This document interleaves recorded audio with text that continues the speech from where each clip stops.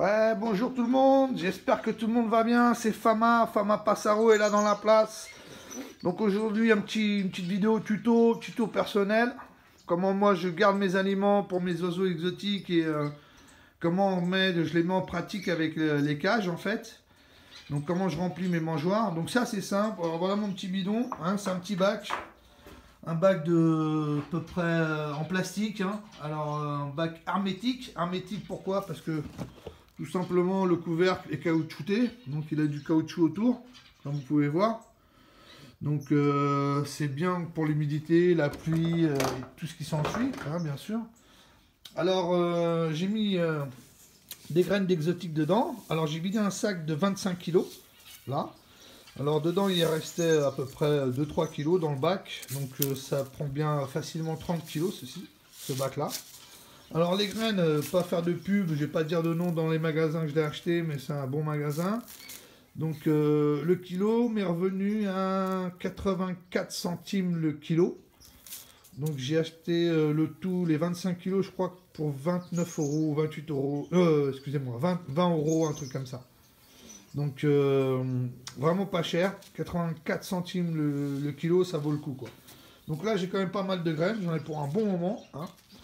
Alors, je vais vous montrer une autre petite astuce que j'ai, que j'ai grâce à certaines personnes qui m'ont conseillé de faire ça. Le charbon, bah, c'est Azid, qui est sur WhatsApp, qui m'a conseillé de mettre du charbon pour l'humidité. Donc, c'est ce que j'ai fait. Il y a des gros morceaux un peu partout, hein, dans le fond. Donc, pour garder l'humidité des graines, pour pas que justement, ça pourrisse. Après aussi, du laurier. Alors du laurier, là j'ai des feuilles vertes comme vous voyez, et des feuilles qui sont un peu déjà secs, que j'avais aussi à la maison. Donc ça on m'a conseillé de mettre ça pour les mites, donc très bien pour les graines. Donc je prends tous ces conseils là, je les mets en pratique. Je pense que c'est des bonnes idées. Donc n'hésitez pas aussi à montrer vos idées dans des vidéos et à les commenter sur YouTube ou dans la chaîne de communauté qu'on a. Donnez vos conseils, moi je suis intéressé, je suis très curieux, je suis une personne qui aime bien apprendre tous les jours.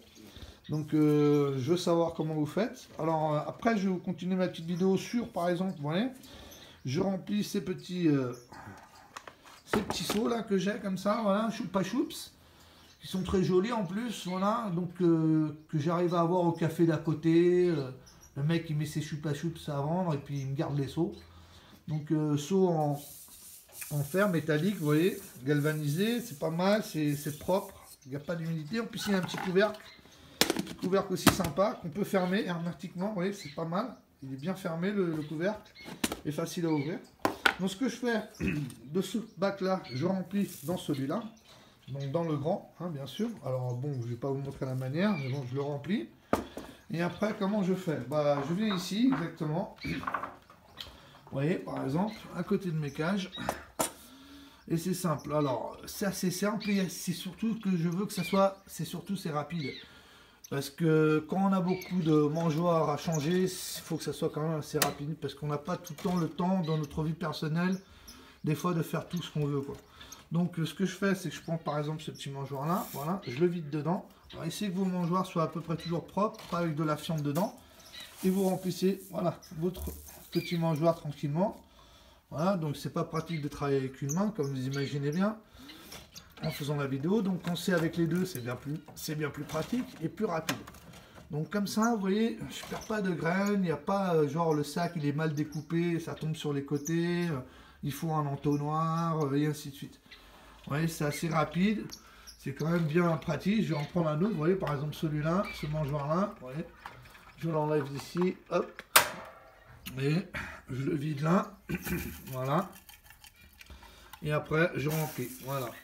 Donc, c'est bien, c'est rapide. Et c'est ça qui m'intéresse aussi, c'est que ça soit pas contraignant, quoi. Donc, voilà, comme ça, je perds pas à manger, je perds rien. En même temps, bah, vous voyez, par exemple, je pense que vous connaissez la technique, hein, parce que quand on vide les petits mangeoires là-dedans, bah, y a toujours des bonnes graines qui restent, hein, dans le fond des mangeoires. Donc pour pas tout perdre, bon moi je le jette généralement dans le jardin, mais là comme le garage est fermé, il fait noir dehors, je vais vous le faire dans la poubelle. Donc qu'est-ce qu'on fait? Voilà, on souffle, vous voyez. Et en fait, tout ce qui est coquille s'envole parce que c'est plus léger. Donc les graines qui sont encore comestibles, voilà, elles restent, vous voyez. Bon. Alors en même temps, vous voyez, par exemple, moi je jetais les graines comme ça dans le jardin, certaines, et je me rappelle que l'année dernière, par exemple, j'ai même eu du millet qui avait poussé dans mon jardin, donc je leur en avais donné moi du millet que j'ai eu chez moi, quoi, carrément. Donc c'est quand même bien pratique. Alors je voulais vous montrer cette technique là, je voulais vous montrer 2-3 trucs aussi. Vous voyez par exemple ici, j'ai acheté ce pot de pâté, dans une pâté qu'ils adorent, mes oiseaux exotiques. Je sais pas comment ça fonctionne pour les vôtres, donc montrez-moi vos vidéos et ce que vous utilisez, je suis intéressé. Donc je leur avais mis d'abord celle-ci, mais c'est à base de miel, donc ils n'ont pas très aimé, c'était pas leur truc. C'est une pâté un peu plus jaune, qui est plus farineuse et plus sec, on va dire. Donc ils n'ont pas trop kiffé. Moi je ferai des mélanges. Donc ce pot là, par exemple, je l'ai acheté dans le même magasin que mes graines. Ce pot là il m'est revenu à 28 ou 29 € le pot de 5 kg, vous voyez par exemple. Et avant j'achetais ça dans une animalerie que je ne vais pas vous citer le nom, ça sert à rien. Donc ce petit sachet, vous voyez, de 250 grammes, et il me coûtait 3,60 €, des fois 4,10 € je crois. Donc j'ai vite changé de fournisseur, hein, parce que vous faites vite les comptes. Hein. Là, pour 250 grammes, on va dire à 4 €, pour 1 kg, il faut 16 €. Et là, j'ai eu 5 kg, j'en ai eu pour 28 ou 29 €. Donc c'est quand même bien rentable, c'est quand même bien pratique, c'est de la bonne pâtée, hein, il n'y a pas de souci. Voilà. Un autre petit conseil que j'ai à vous donner, aussi pour ceux qui suivent et ceux qui apprennent, hein, on apprend tous les jours et on meurt sans savoir, comme on dit. Donc je utilise aussi du Niger. Voilà, du Niger, voilà. Alors ça c'est très bon, c'est très calorique, c'est très bon pour les chardonnerets et les canaris et ainsi de suite, les tarins et ainsi de suite, parce que en fait c'est très bon pour eux et c'est très facile à décortiquer. Alors ça je vous conseille ça simplement pour le moment des sevrages aussi, c'est très pratique. Pour les oiseaux qui apprennent à manger, c'est une coquille qui se casse très facile et c'est très bien pour les oisillons, on va dire. Donc n'hésitez pas à leur en donner, surtout en hiver, parce que c'est très bon ça pour eux. Ok. Alors je voulais vous montrer un autre truc. Alors vite fait. Alors c'est ça aussi, j'utilise du grit. Voilà.